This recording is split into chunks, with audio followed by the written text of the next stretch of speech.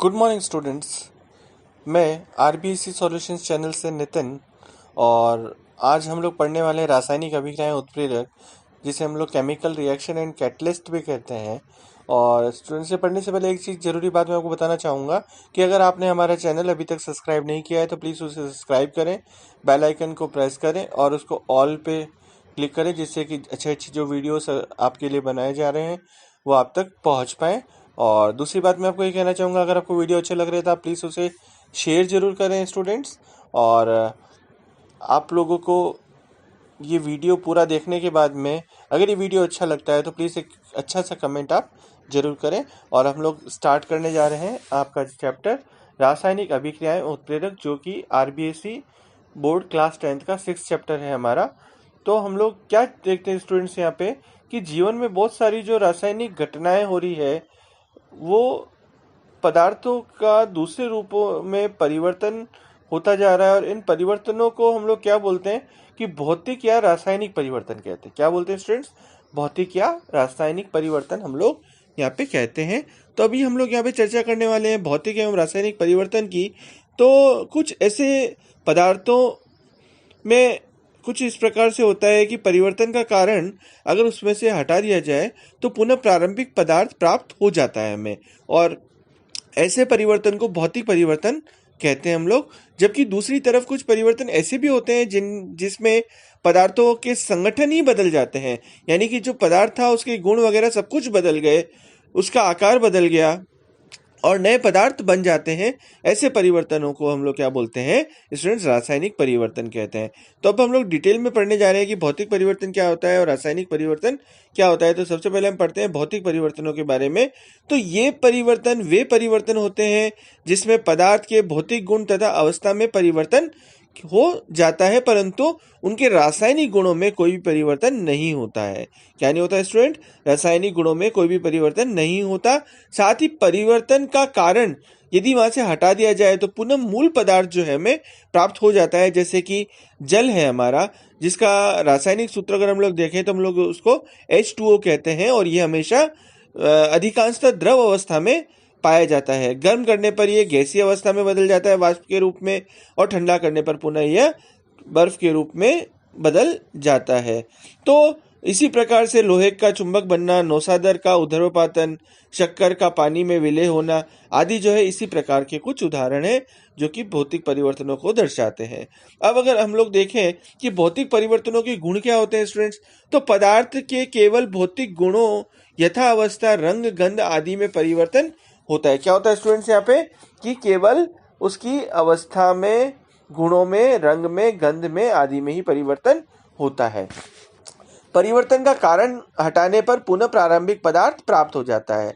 अगर हम लोग जो जिस कारण से परिवर्तन हो रहा है अगर उसको हटा दिया जाए तो क्या होगा कि प्रारंभिक जो पदार्थ है वापस पुनः प्राप्त हो जाता है, और यह परिवर्तन अस्थायी होता है और नए पदार्थ का निर्माण नहीं हो पाता। इसमें क्या नहीं होता है स्टूडेंट्स? नए पदार्थों का निर्माण नहीं हो पाता। अब स्टूडेंट्स हमारा नेक्स्ट टॉपिक आता है रासायनिक परिवर्तन। तो यहाँ पे हम लोग क्या देखते हैं स्टूडेंट्स कि ये परिवर्तन वे परिवर्तन है जिसमें पदार्थ के रासायनिक गुणों तथा संगठन में परिवर्तन होता है तथा नया पदार्थ बनता है। क्या बनता है स्टूडेंट्स? नया पदार्थ बनता है। रासायनिक परिवर्तन होने पर परिवर्तन का कारण हटाने पर आवश्यक नहीं है कि प्रारंभिक पदार्थ प्राप्त हो। जैसे कोयले को जलाने पर कार्बन डाइऑक्साइड गैस बनती है, यहाँ कार्बन व ऑक्सीजन की क्रिया से नए रासायनिक संगठन वाला पदार्थ क्या बन गया? कार्बन डाइऑक्साइड बन गया। जैसे कि C यानी कि कोयला ठोस है, ऑक्सीजन गैस है O2, और क्या बन गया? CO2 यानी कि कार्बन डाइऑक्साइड एक गैस बन गया। इस अभिक्रिया में कार्बन डाइऑक्साइड से पुनः कोयला प्राप्त नहीं किया जा सकता। क्या नहीं कर सकते स्टूडेंट्स? कि जो एक बार कोयला या लकड़ी जल के अगर कार्बन डाइऑक्साइड गैस बन गई तो उससे वापस से कोयला या लकड़ी प्राप्त नहीं किया जा सकता। इसके अन्य उदाहरण जैसे दूध से दही का बनना, अगर दही बन गया तो क्या स्टूडेंट्स वापस दूध बन सकता है? नहीं बन सकता। बनी हुई सब्जी अगर खराब हो गई तो क्या ठीक हो सकती है? नहीं हो सकती है। लोहे पर जंग लगना, तो ये सभी जो परिवर्तन है ये कैसे परिवर्तन है? हमारे रासायनिक परिवर्तन है स्टूडेंट्स ये। अब हम लोग देखते हैं कि रासायनिक परिवर्तन के गुण क्या क्या हो सकते हैं। तो रासायनिक परिवर्तन के फलस्वरूप बनने वाला पदार्थ रासायनिक गुणों व संगठन में प्रारंभिक पदार्थ में से पूर्णतया भिन्न होता है। कैसा होता है? जो प्रारंभिक पदार्थ था उससे बिल्कुल एंटायरली डिफरेंट होता है और सामान्यतया पुनः प्रारंभिक पदार्थ प्राप्त नहीं किया जा सकता उससे। और यह परिवर्तन कैसे होते हैं स्टूडेंट्स? स्थायी होते हैं। कैसे होते हैं परिवर्तन? ये स्थायी होते हैं और हमेशा इसमें क्या होता है? नए पदार्थों का निर्माण होता है। क्या होता है स्टूडेंट्स? यहाँ पे नए पदार्थों का निर्माण होता है। अब स्टूडेंट नेक्स्ट टॉपिक हमारा आता है यहाँ पे केमिकल इक्वेशन या रासायनिक समीकरण। तो यहाँ पे हम लोग क्या देखते हैं स्टूडेंट्स कि रासायनिक अभिक्रिया में पदार्थों को अणुसूत्रों एवं प्रतीकों के द्वारा दर्शाया जाता है। क्या किया जाता है स्टूडेंट्स? कि अभिक्रियाओं में, रासायनिक अभिक्रियाओं में पदार्थों को अणुसूत्रों या उसके प्रतीकों के द्वारा दर्शाया जाता है, प्रदर्शित किया जाता है। तो उसे हम लोग रासायनिक समीकरण कहते हैं। और जैसे कार्बन को ऑक्सीजन की उपस्थिति में गर्म करने पर कार्बन डाइऑक्साइड बनता है। तो अगर हम लोग क्या लिखते हैं? Carbon plus oxygen gives carbon dioxide. तो क्या लिखेंगे? C plus O2 gives CO2। तो उसी प्रकार से रासायनिक अभिक्रियाओं को रासायनिक समीकरण द्वारा संक्षिप्त रूप में लिखा जाता है और रासायनिक अभिक्रिया में भाग लेने वाले पदार्थों को तीर के निशान से पहले बाईं तरफ लिखा जाता है। इन्हें हम लोग क्या बोलते हैं? रिएक्टेंट या क्रियाकारक कहते हैं स्टूडेंट्स। क्या बोलते हैं? क्रियाकारक कहा जाता है। और तीर के निशान अभिक्रिया की दिशा को बताता है कि किस दिशा में अभिक्रिया हो रही है। और तीर के निशान के दाईं तरफ जो है प्रोडक्ट अथवा अभिक्रिया के दौरान बनने वाले पदार्थों को लिखा जाता है। क्या लिखा जाता है? वहाँ पे प्रोडक्ट जो बना है उसको लिखा जाता है तीर के उस तरफ। अब रासायनिक समीकरण को लिखने के जो कुछ चरण बनाए गए स्टूडेंट्स, क्या बनाए गए? रासायनिक अभिक्रियाओं को लिखने के लिए कुछ चरण बनाए गए हैं। तो सबसे पहला चरण है रासायनिक अभिक्रिया को लिखने के लिए समीकरण में सबसे पहले क्रियाकारक को लिखकर तीर का निशान लगाया जाता है। तत्पश्चात उत्पाद लिखा जाता है। क्या किया जाता है स्टूडेंट्स? कि रासायनिक अभिक्रिया को लिखने के लिए समीकरण में सबसे पहले क्रियाकारक को लिखकर तीर का निशान लगाया जाता है। तत्पश्चात उत्पाद लिखा जाता है। दूसरा चरण क्या होगा इसका? क्रियाकारक और उत्पाद संख्या में एक से अधिक होने पर क्या हो कि संख्या में एक से अधिक होने पर उनके बीच प्लस का निशान लगाया जाता है। जैसे कि C plus O2 gives CO2। रासायनिक अभिक्रिया में न तो द्रव्यमान का निर्माण होता है और ना ही उसका क्षय किया जा सकता। क्या होता है स्टूडेंट्स? यहाँ पे न तो द्रव्यमान का निर्माण होता है ना ही उसका क्षय होता है तथा तीर के चिन्ह के दोनों ओर अभिकारकों और उत्पादों के परमाणुओं की संख्या सदैव समान रहती है। यानी कि जितने क्रियाकारक होंगे उतने ही अणु जो होंगे उत्पाद के भी बनेंगे। और रासायनिक संयोजन के मूलभूत नियम जो कि द्रव्यमान संरक्षण के नियम के अनुसार रासायनिक अभिक्रिया में जितना द्रव्यमान अभिकारकों का होता है उतना ही द्रव्यमान उत्पाद का निर्मित होता है। अर्थात संपूर्ण अभिक्रिया में द्रव्यमान जो है कैसा रहता है? संरक्षित रहता है ना। और इसको इस प्रकार भी हम लोग समझ सकते हैं स्टूडेंट्स कि क्रियाकारक और उत्पाद में उपस्थित प्रत्येक तत्व की कुल परमाणु संख्या समान होती है और लिखे हुए समीकरण को संतुलित करना आवश्यक होता है। अगर हमने कोई समीकरण लिखा है तो उसे हमें क्या करना पड़ेगा? संतुलित करना जरूरी है।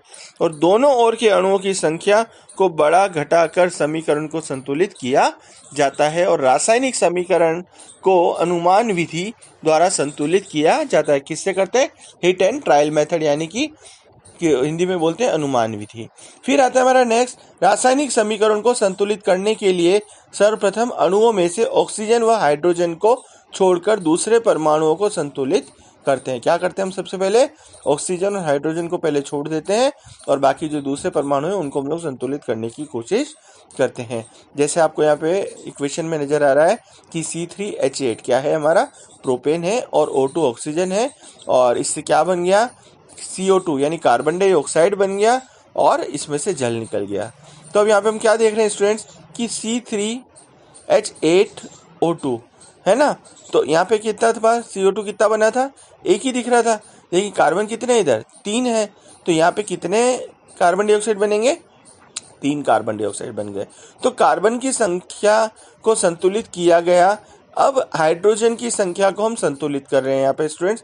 पहले हमने कार्बन को देख लिया, 3 लगा दिया उसके आगे। अब हम लोग देख रहे हैं किसको, यहाँ पे हाइड्रोजन की संख्या को। तो C3H8 plus O2 gives 3CO2 और प्लस 4H2O। 4H2O क्यों लिया हमने कि H2 है ऑलरेडी। तो इधर देखिए आप लेफ्ट हैंड साइड में, तो C3H8 है, यानी H कितना है यहाँ पे आपके LHS में लेफ्ट हैंड साइड में, कि यहाँ पे कितना है 8 है। तो यहाँ पे 4 2 जा 8 हो गया।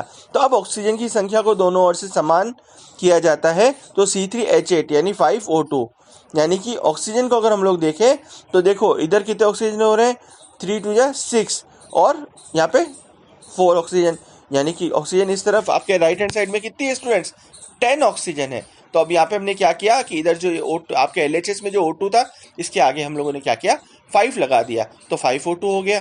ठीक है, तो अब हमारी इक्वेशन क्या बन गई students, C3H8 plus 5O2 gives thrice CO2 plus 4H2O। तो समीकरण को संतुलित करने के पश्चात अभिकारकों व उत्पादों की भौतिक अवस्था को बताने हेतु उनके साथ ही कोष्टक में दिए जो है कोष्टक में ठोस के लिए हम लोग S लगाते हैं, द्रव के लिए L और गैस के लिए G लिख देते हैं।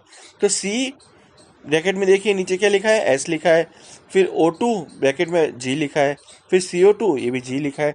तो अभिकारक व उत्पाद जब जलीय विलयन के रूप में होते हैं तो उसे हम लोग क्या लिखते हैं, AQ यानी एक्वस।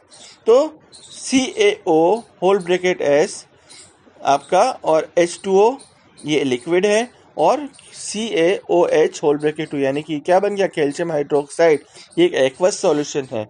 फिर अभिक्रिया उत्क्रमणी होने पर अर्थात दोनों दिशाओं में होने पर तीर का निशान इस प्रकार का प्रयोग करते हैं। कैसे करते हैं कि जिसमें दोनों तरफ तीर का निशान होता है हमारे पास में। अभिक्रिया संपन्न होने के लिए आवश्यक ताप व दाब को तीर के निशान के ऊपर लिखा जाता है। कहाँ लिखा जाता है स्टूडेंट्स, तीर के निशान के ऊपर लिखा जाता है। तो जैसे यहाँ पे दिखाया गया है N2 plus 3H2O gives twice NH3 बनता है, और कितना ताप होना चाहिए और कितना दाब होना चाहिए, 773 केल्विन आपका टेम्परेचर होना चाहिए और 200 एटमॉस्फेरिक प्रेशर होना चाहिए।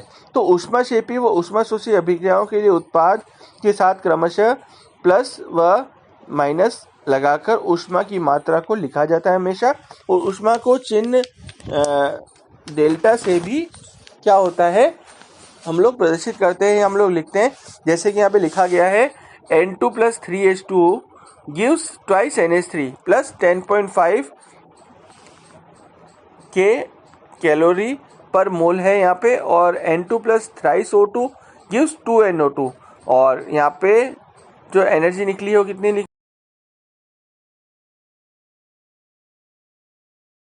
अभिक्रिया में प्रयुक्त उत्प्रेरक को तीर के निशान के ऊपर लिखा जाता है। कहाँ लिखा जाता है स्टूडेंट्स, तीर के निशान के ऊपर लिखा जाता है। तो यहाँ पे हम इक्वेशन क्या देख रहे हैं कि CH2 डबल बॉन्ड CH2 यानी कि एथीन है यहाँ पे, ये भी एक प्रकार की गैस है, और ये हमारा H2 लिया हमने, ये भी एक प्रकार का गैस होता है। और देखिए हमने तीर के निशान के ऊपर Na लिखा है, यानी क्या है, ये निकल है। और यहाँ पे हमने क्या बन गया, क्या देख रहे हैं, CH3 सिंगल बॉन्ड CH3 यानी कि एथेन बन गया है ना। तो ये हमारे 11 चरण थे, तो हमने सारे देखे स्टूडेंट्स। अब हमारा आता है रासायनिक समीकरण की कुछ विशेषताओं के बारे में हम लोग देख रहे हैं। तो रासायनिक समीकरण के द्वारा अभिक्रिया की एक संक्षिप्त जानकारी हमें मिल जाती है, और इसकी विशेषताएं कुछ इस प्रकार से होती है कि क्रियाकारक और उत्पाद के बारे में संपूर्ण जानकारी यथा अणुओं की संख्या, द्रव्यमान आदि मिलती है हमें। पदार्थों की भौतिक अवस्था की जानकारी प्राप्त होती है हम लोगों को। रासायनिक अभिक्रिया के लिए आवश्यक परिस्थितियां यथा ताप, दाब, उत्प्रेरक आदि के बारे में हमें पता चलता है स्टूडेंट्स यहाँ पे। और समीकरण से अभिक्रिया ऊष्माक्षेपी है या ऊष्माशोषी हमें पता चल जाता है, स्पष्ट हो जाता है। और समीकरण अभिक्रिया की उत्क्रमणीयता की भी हमें जानकारी दे देता है यहाँ पे। तो अब हम लोग देख रहे हैं कि रासायनिक समीकरण की कुछ सीमाएं हैं। क्या है स्टूडेंट्स साहब कि रासायनिक समीकरण की कुछ सीमाएं हैं।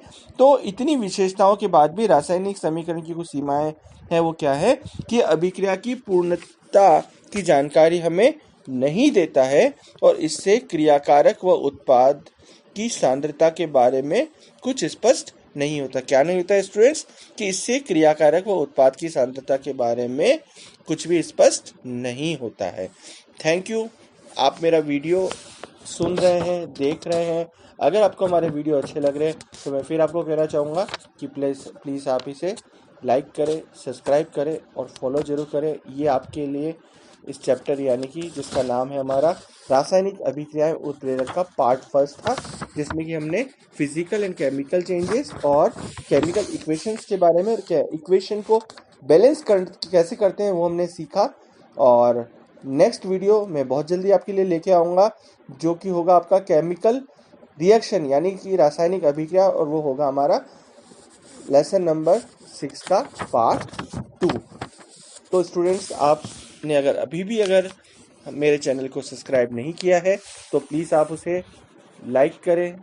अगर आपको वीडियो अच्छा लगा है तो उसे आप शेयर करें ज़रूर अपने दोस्तों के साथ में, अगर आप उसे पसंद कर रहे हैं तो। और प्लीज़ उसे सब्सक्राइब करें और बेल आइकन को प्रेस करना ना भूलें। अगर अब आप नहीं करेंगे तो आप ये अच्छे अच्छे जो वीडियो है वो आप तक नहीं पहुंच पाएंगे। Thank you.